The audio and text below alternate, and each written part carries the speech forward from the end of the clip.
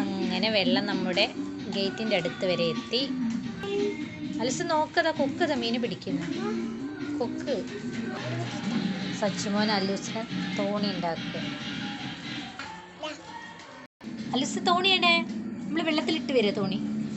അലൂസ് ചെരുപ്പൊക്കെ ഇട്ട് റെഡിയാ വേണം വെള്ളത്തിലേക്ക് പോവാൻ. കൊക്ക് പോയോ? കൊക്ക് പോയി. ഓ അങ്ങനെയല്ല, അങ്ങനെ മെല്ലെ മെല്ലെ മെല്ലെ തോണി ഇങ്ങനെ പോട്ടെ. തോണി പോട്ടെ.